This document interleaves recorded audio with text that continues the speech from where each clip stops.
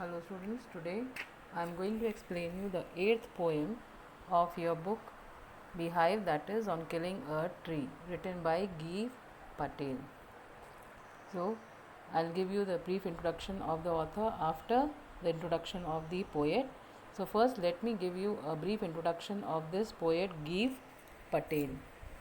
So Geev Patel, born in 1940, is an important presence in the history of modern Indian poetry in English. He is a poet, playwright, and painter as well as a doctor by profession.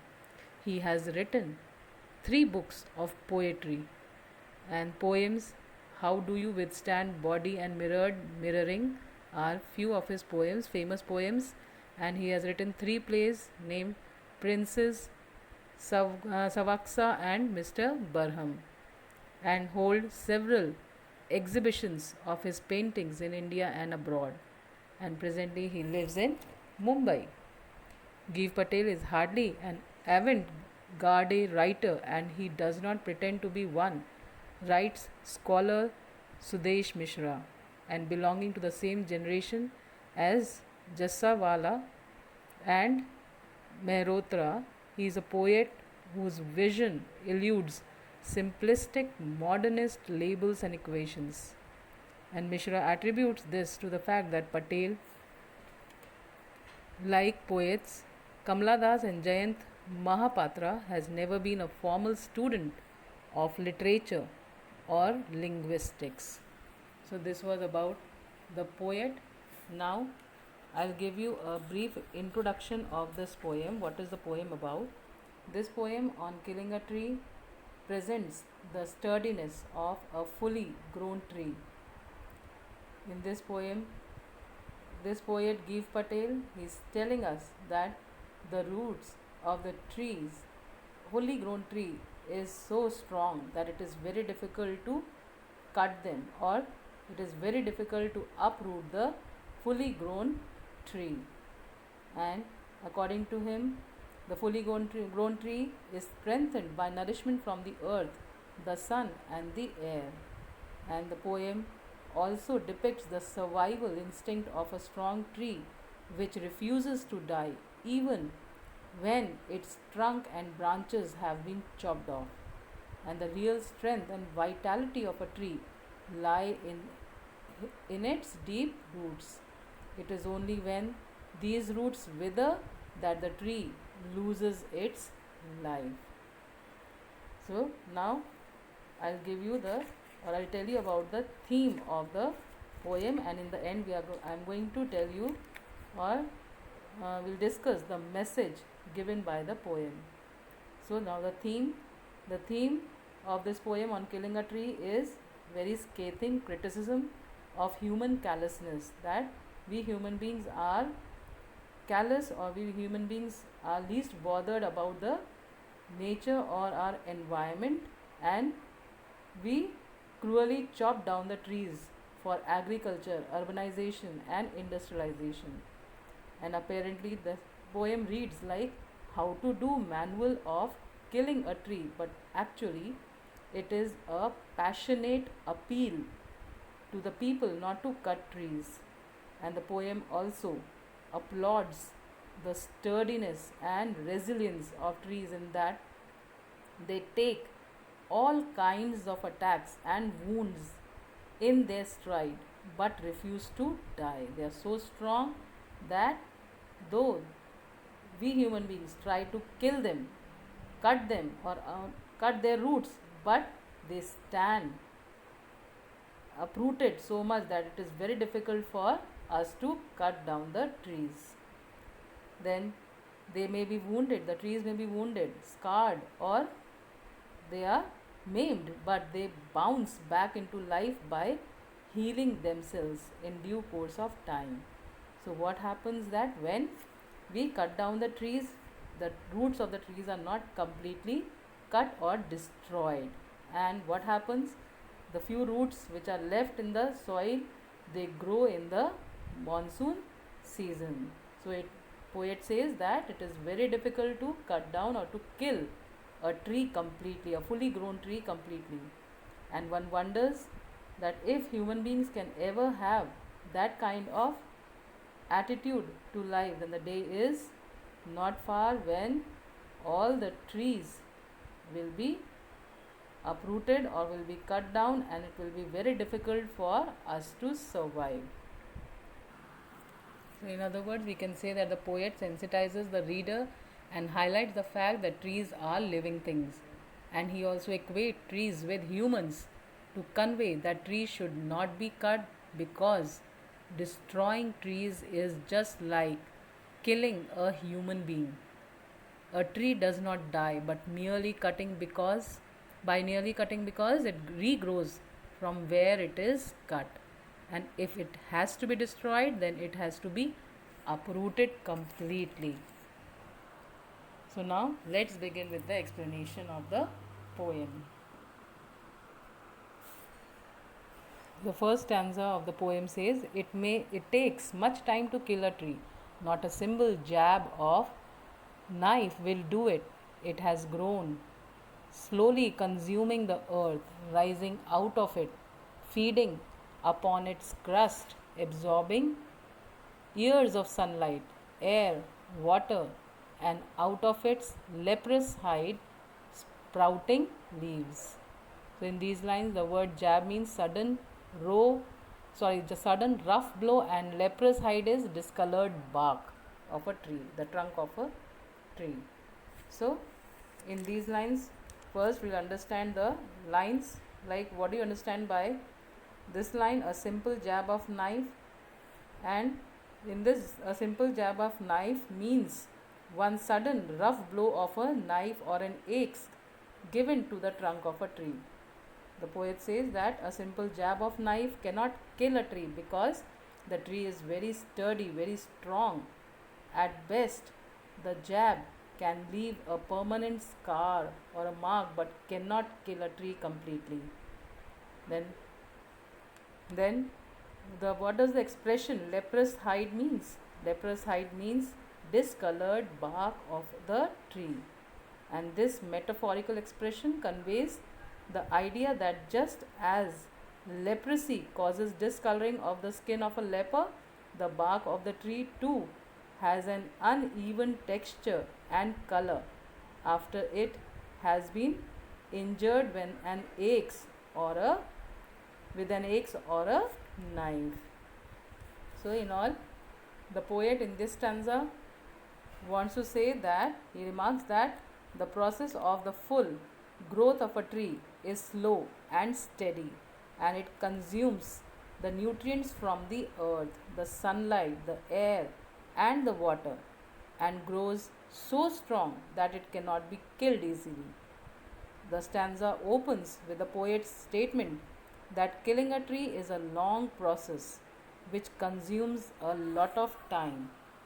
The wounds inflicted on it with a knife or an axe cannot cause its death.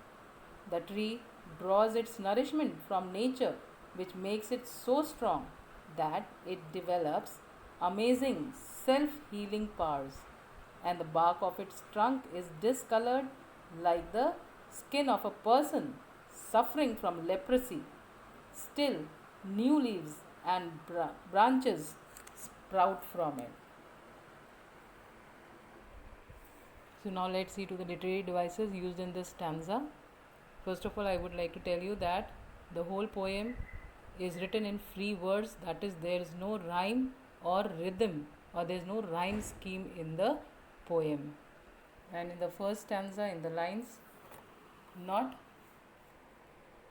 a simple jab of knife will do it, it has grown slowly consuming the earth. In this stanza, in these lines, the poet has used enjambment, and you all know what is enjambment.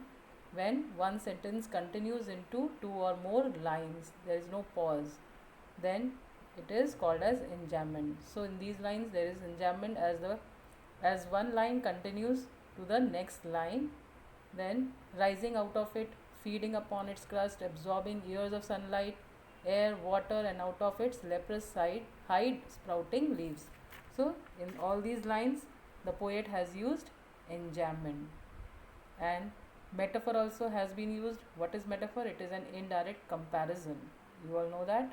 And in the word like leprous hide, the uneven color of the surface of the trunk of a tree is compared to the skin of a person suffering from leprosy. So it is a metaphor that has been used by the poet to describe the condition of the tree when a human being tries to kill it. Now let's move on to the second stanza. The second stanza says, "So hack and chop, but this alone won't do it.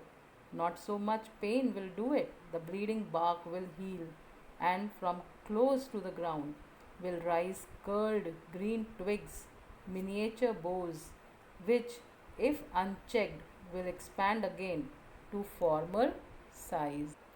What do you mean by the word hack? Hack means cut roughly by striking heavy blows. So in these lines, why does the poet say that hacking and chopping alone won't do it? By this, the poet means to say that the tree does not yield to death. It is not easy to kill a tree completely when hacked or chopped, when it is roughly cut or chopped. Just as it takes time to grow fully, it also takes a long time and a lot of effort to be destroyed completely. Then the next line, that is, the bleeding bark will heal. What do you mean by this line? This line means that hacking and chopping will wound and scar the bark of the tree, and sap will ooze out like an injured organ bleeds, but gradually the wounded bark will heal and regain strength, although scar may remain. The wounded scar or the mark may remain, but still the root which is left, that part of the tree, it will again grow into a new tree. Then further, how will the green twigs rise from close to the ground? So the poet says that the tree may be cut up to the base of the trunk with only a stump left behind. And however, on getting nourishment through the roots, the stump will sprout again and tender branches will shoot out of it, making it green once again. And this line, that miniature bows. What do you mean by this line? And what will happen to the miniature bows if they are left to themselves?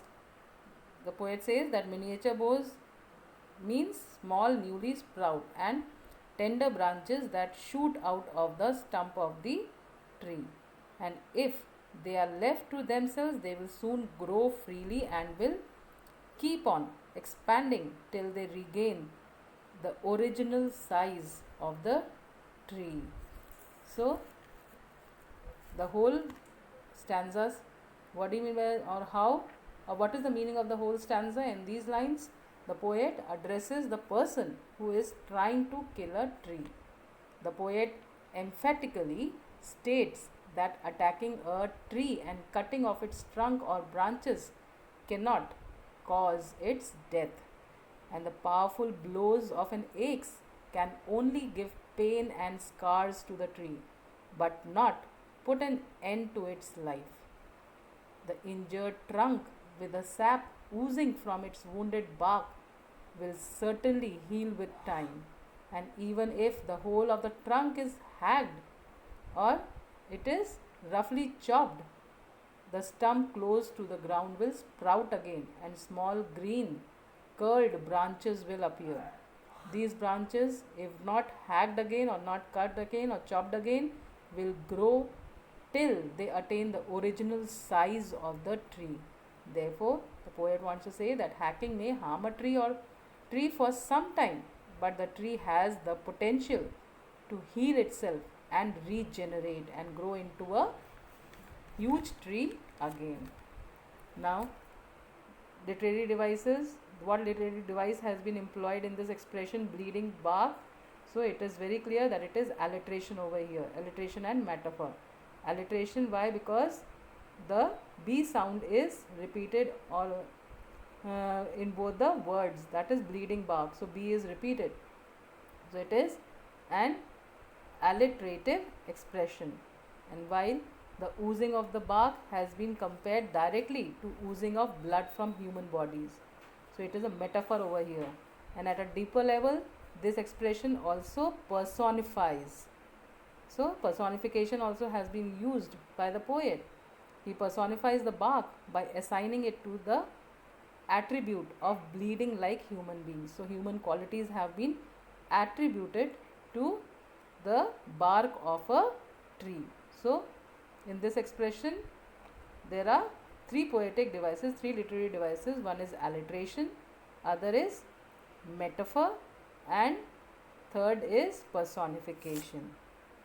So now let's move on to the third stanza. The third stanza says, no, the root is to be pulled out of the anchoring earth. It is to be robed, tied, and pulled out, snapped out, or pulled out entirely out from the earth cave, and the strength of the tree exposed, the source white and wet, the most sensitive hidden for years inside the earth. Now let's see to the meaning of the hard words in this stanza. The word anchoring earth means the trees are held securely with the help of the roots in the earth, and snapped out means chopped out. So in these lines, what does the poet mean by no in the beginning of the third stanza? The no here means that mere chopping and hacking cannot kill a tree, and it requires a different kind of effort to destroy a tree completely. Now what does the expression anchoring earth mean? Anchoring earth means that the earth that holds the root of the tree tightly and provides support to it stay upright, just like the ship that is anchored or tied to keep it stable and steady. Then, apart from hacking and chopping, what else will have to be done to kill a tree? The poet says that the root of a tree will have to be pulled out forcibly and exposed to the vagaries of weather which it cannot withstand. As a result, it gets withered absolutely. Then this line, this phrase, and the strength of the tree exposed. What part of the tree has been called the strength of a tree and why? So here the poet says that the root and the tree. The poet has remarked that root of the tree is the strength of the tree. It has been called so because it is through the roots that the trees gets its nourishment, and if the root is exposed, the tree ultimately gets destroyed.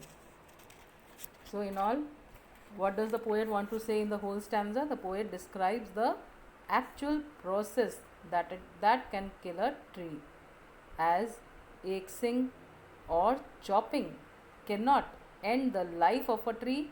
It is the root deep under the surface of the earth that needs to be attacked. The root is held tightly and supported by the nourishing earth, and it is not easy to destroy it. It has to be either pulled out with great force or to be cut into pieces and then taken out of the depth of the earth. For pulling it out, people have to tie it firmly with ropes and then apply great force to completely uproot it. In fact, the real strength of a tree lies in its root, which remains wet and white deep under the earth. However, it cannot tolerate exposure to the sunlight or heat. Now let's see to the poetic devices that are used in this stanza. The main poetic device is alliteration. In the words like white and wet, W sound is repeated. So alliteration is used by the poet in this line.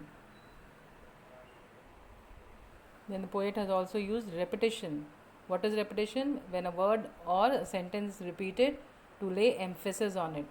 So here in this stanza, the phrase like pulled out is repeated in the two continuous lines. So the poet has used repetition. This poetic device has been used in this stanza. So now let's move on to the fourth And the last stanza. The fourth stanza says, then the matter of scorching and choking in the sun and air, browning, hardening, twisting, withering, and then it is done. So, in these lines, what is scorched and choked, and how it is scorched and choked? So, the poet says that the root of the tree is scorched and choked, and this process starts when it is pulled out of the earth and exposed to heat and air. Then what happens to the root when it is exposed? The poet says that when the root is left exposed to the sun, it starts getting discolored and it loses its tenderness and its hardness, and then or it gets hardened and it gets gnarled, withered, and ultimately it dies, and the death of the root spells the end of the tree's life. And then this phrase, and then it is done, what does it refers to in this line? It stands for the final killing of a tree. Then the poet says, when is the tree finally killed? Then poet says that the tree is finally killed when it is uprooted and the root withers away completely, thus finishing the source of tree's survival. So in all, the poet in this whole stanza wants to say that, or he describes how an uprooted tree ultimately dies. He says that the scorching heat of the sun and exposure to the air smother the root of the tree. It can smother the root of the trees. However, it does not die at once. It grows brown first, its soft white wood hardens, and the hardened root gets twisted, and eventually it withers away absolutely, completing the process of tree's death. Or we can say that once the tree has been uprooted, then gradually it withers and dries up with the action of heat and wind, and the trunk will become brown, twist, and will harden, and finally the tree will die this. Now let's see to the poetic devices. You can see in the first 3 lines of this stanza, poet has used enjambment. As there is no pause, the first line is continued in the next 2 lines. So it is called as enjambment. Then now let's discuss the message of the poem. So we can say that in this poem conveys the message that trees are living beings just like any other form of life, and they have strong survival instincts and can withstand any type of assault or any type of crisis, and it is not easy to kill them, for they have never say die attitude to life, and every time they are attacked, injured, or scraped, they heal themselves and regain their glory, and it grows again into a new strong tree. However, if they are uprooted and left in the air and the sun, they die, and we human beings must live just as trees do. That means we should also have strong roots. We should make ourselves so strong that no harm or any harm done by the other person can uproot us. So this is the main message of this poem on killing a tree. Now let's see to the questions of this chapter, which are given at the back. The first question is, can a simple jab of knife kill a tree? Why not? So in this you will write that no, a simple jab of knife cannot kill a tree, and the place from where the tree is cut will give out sap, and once the wound heals, the new branches and leaves will grow from it, which will develop into trees. The second question is, how has the tree grown to its full size? And list the words suggestive of its life and activity. So for this you can write that the tree has grown by consuming nutrients from the earth, absorbing sunlight, air, and water. And the words suggestive of its life and activity are consuming the earth, rising out of it, feeding upon its crust, absorbing years of sunlight, air, water. Now the next question, what is the meaning of bleeding bark? What makes it bleed? So the bleeding bark here refers to the sap which flows out of the tree bark where it is cut. That sticky fluid which comes out of the tree or the trunk of a tree when it is cut with an axe or a knife. And the tree bleeds when it is cut with a knife. The next question, the poet says no in the beginning of the third stanza. What does he mean by this? So, no means that the tree will not die by cutting or chopping the trunk of a tree only. Then next question, what is the meaning of anchoring earth and earth cave? Anchoring earth means that the earth supports the tree firmly. An earth cave refers to the pit in the earth where the roots of the trees bind it firmly to the earth. The next line, so the next question, what does he mean by the strength of the tree exposed? So the strength of the tree exposed means that upon being uprooted, the most sensitive and important part of the tree, that is the roots, will no longer remain hidden in the earth. The last question, the tree does, so what finally kills the tree? So we can say that the tree dies when it is uprooted, and when it is detached from the earth, it withers and hardens, twists, and finally it dies. So this is all for today. I hope you all have understood the poem properly, and if you have any difficulty, you are free to call me.